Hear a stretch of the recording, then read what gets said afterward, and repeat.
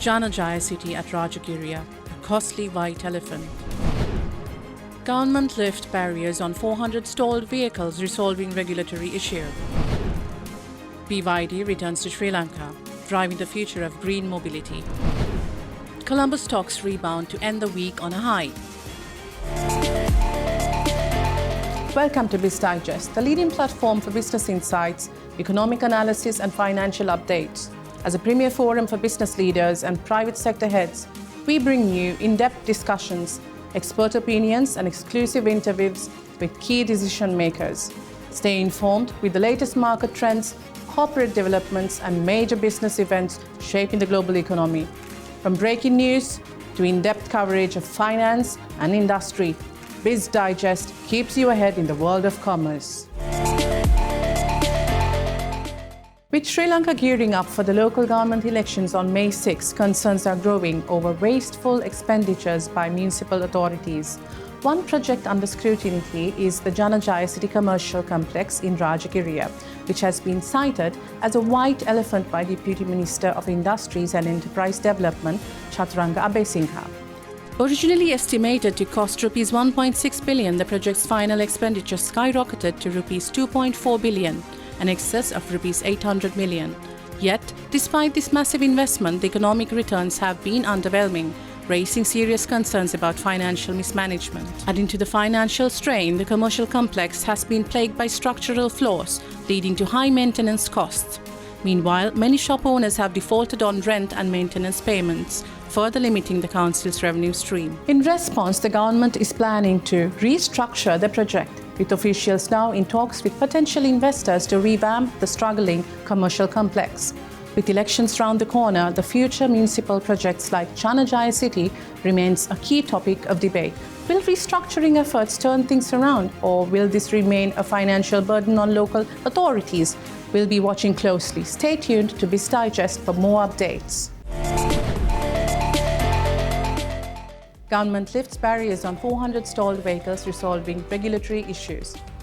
We bring you the latest update on Sri Lanka's vehicle import regulations. In a significant move, the Sri Lankan government has issued an extraordinary gazette notification removing barriers on approximately 400 vehicles imported from Japan, previously held at the port. The government had imposed a ban on vehicle imports in 2021 due to the economic crisis. However, as of February 1, 2025, these restrictions have been officially lifted, allowing for proper importation of personal use vehicles. The special gazette notification grants Bureau Veritas the authority to inspect and certify the imported vehicles. This measure resolves previous certification issues and facilitates the release of these vehicles from customs. Despite the lifting of restrictions, challenges persist. The president of the VIASL, Prasad Manage, has highlighted an ongoing dispute with Sri Lanka Customs regarding the classification of certain hybrid SUVs. The Nissan X-Trail and Toyota Yaris are classified as hybrid SUVs by Japan Customs. However, Sri Lanka Customs does not recognize them as hybrids.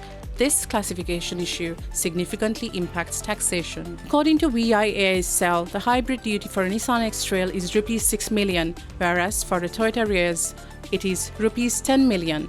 However, Sri Lanka Customs has imposed a different classification, resulting in a much higher tax rate, up to Rs 30 million for some models. In response, the VIASL has submitted technical documents verifying the vehicle's hybrid classification under category 870340. They are now awaiting a final decision from Sri Lanka Customs. Sri Lanka Customs is currently reviewing the classification dispute and will ensure compliance with international standards while adhering to local tax regulations. With the latest gazette notification also revising multiple imports and export regulations, industry experts predict that newly released vehicles will be available in showrooms as early as next week. This development marks a crucial step in the resumption of Sri Lanka's vehicles trade. Stay tuned for more updates as this situation unfolds. Welcome to Biz Digest, the Leaders' Chair segment, your gateway to insightful discussions with industry leaders, serving as a director at Pajero Lanka Cambio Software Engineering in Sweden. With a distinguished career spanning over 3 decades, Sushena has contributed to the IT sector in roles ranging from programmer to consultant and director, both locally and internationally. His expertise and commitment to innovation have also earned him a seat on the Board of Governors of Arthur C. Clarke Institute for Modern Technologies. Beyond his professional achievements, Sushena is deeply committed to social service. A long-standing member of the Rotary Club of Colombo Fort and currently servicing as District Governor, he has been instrumental in various community initiatives, including the Little Hearts Project, which aims to improve pediatric care in Sri Lanka. In this exclusive interview, Sushena shares insights on Sri Lanka's IT landscape, leadership, and his vision for social impact, offering valuable lessons for aspiring entrepreneurs and industry professionals. So, Mr. Sushena, how has the IT industry, like the outsourcing business, has contributed? Engineers realize that they can work from anywhere remotely, and what they need, they don't need huge infrastructure, big offices and machines and things like that.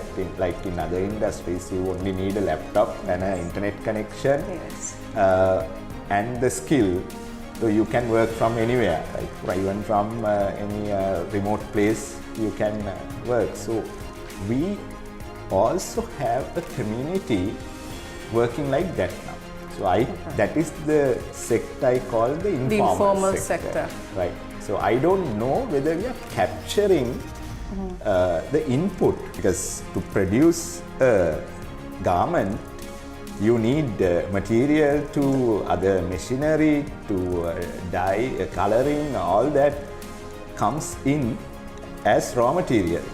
So there's a lot of imports involved, and then the net import revenue probably is not that high compared to the efforts that you're putting in.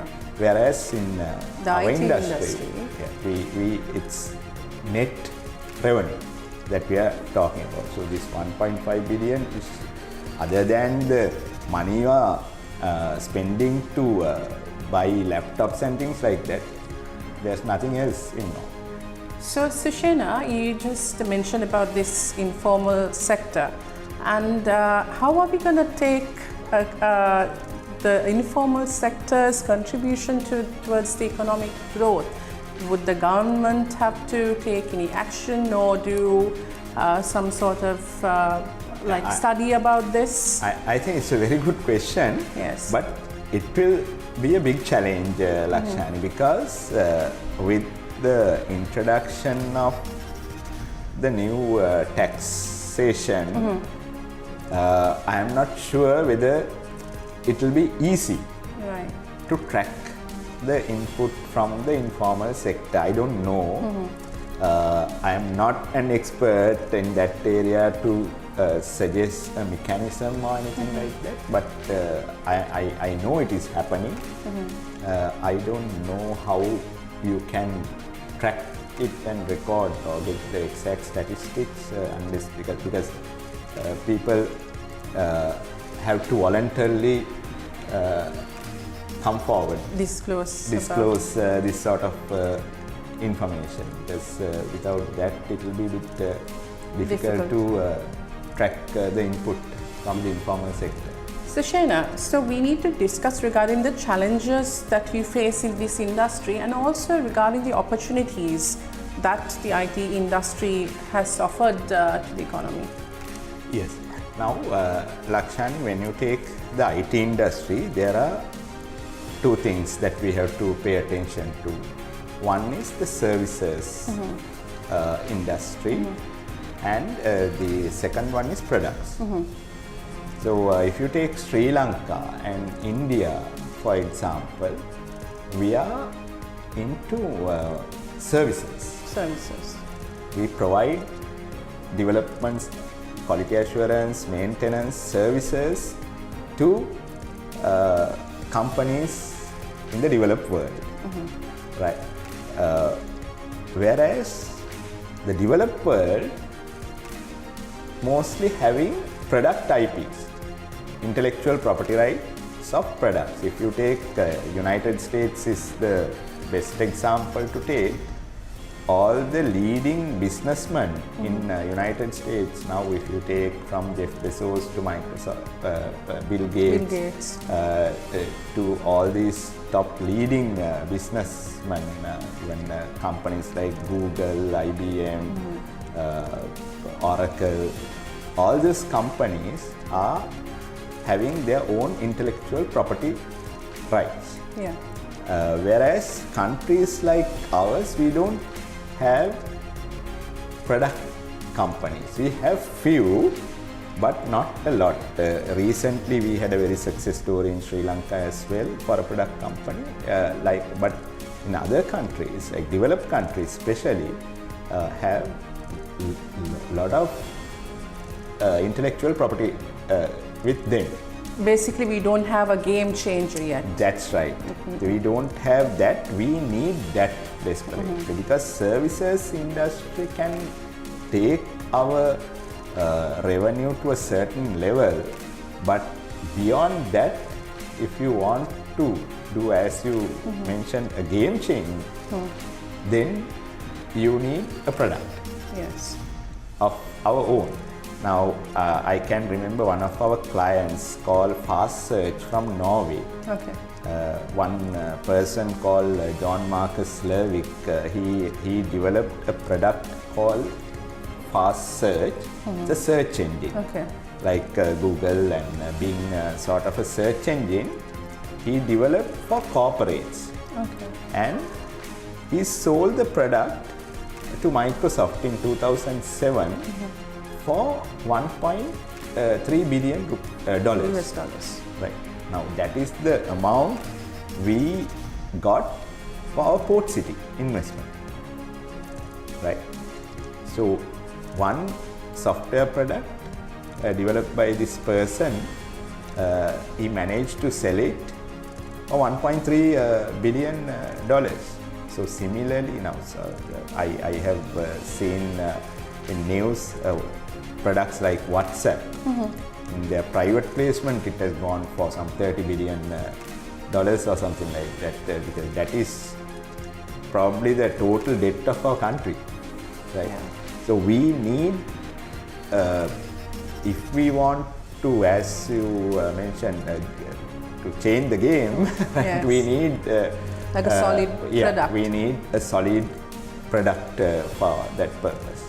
And a solid product can do a lot of changes to the company. Now, Amazon is something like that, Google is something like that, Microsoft is probably we will not be able to play in that league, but even if we can play in a different league, much lower league, still can do a lot of changes. But because now I think we are in a global village.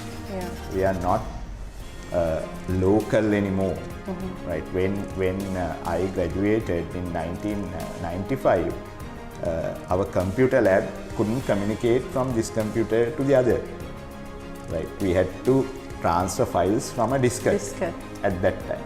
But now the entire world is connected together. When you open your mobile phone, you are connected to the entire world. So our new generation can't say that we don't have access to information, access to markets, everything is there for everyone now. If you are connected to the internet, you have the access of developed world student or new entrepreneur or someone like that. So you have to leverage that and develop products if you want to be a game changer, right? So if our country wants to prosper, that is the only way. Services we can take to a certain extent, but services industry can't, I don't think, can, okay, now we have set some very challenging. Successful so far, or like regarding the taxation, we were just having a discussion earlier. What thoughts do you have about Lakshani, like in any other country, the taxation should be there. I think that is something that our governments successive governments from, I can remember, from early 2000 to date, we had zero tax for IT services that export. Particular year, I think 2000, and we have different rule set for the companies functioning in the mainland. Now that is not going to fly. Yeah, that is going to create a lot of problems. That's how I see it. Being in the industry, see a lot of challenges because we are offering same services from mainland and some offering from the port city, and that will have a problem because when we have two systems, it's going to create because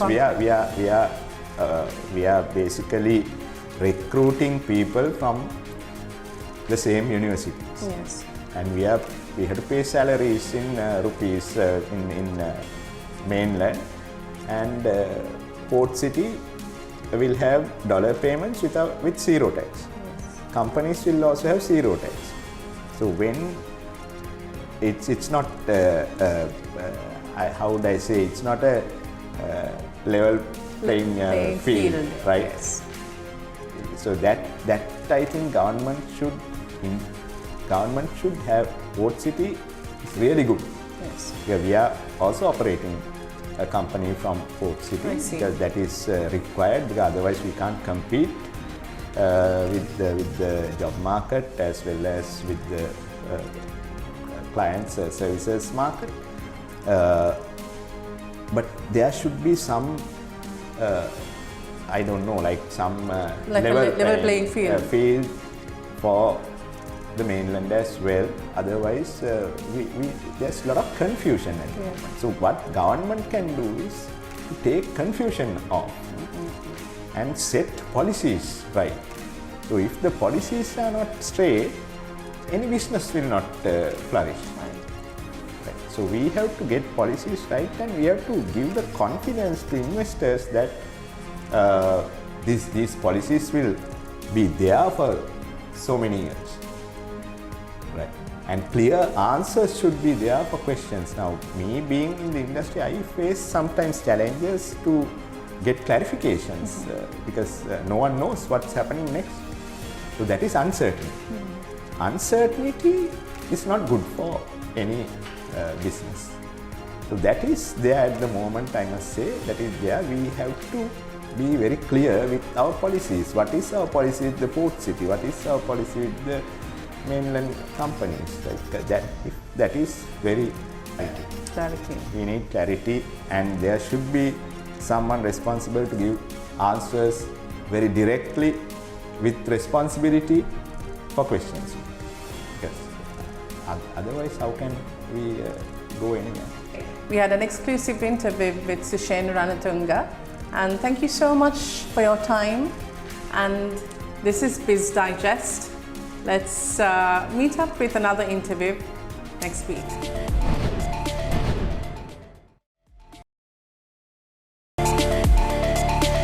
A new era of green mobility has arrived in Sri Lanka.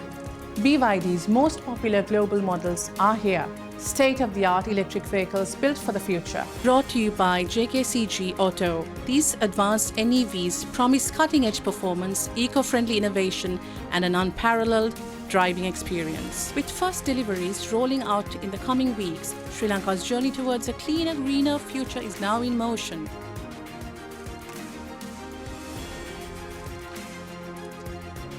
Welcome to your weekly stock market update. The Colombo Stock Exchange ended the week on a positive note, recovering from early losses with strong gains in the last two trading days. Both the All Share Price Index, ASPI, and the S&P SL20 saw gains this week, with the ASPI edging up by 0.1% and the S&P SL20 rising by 0.7%. The average turnover for the week stood at Rs 1.9 billion. On Friday, the ASPI surged by 1.4%, adding 216 points, while the S&P SL20 mirrored this gain. However,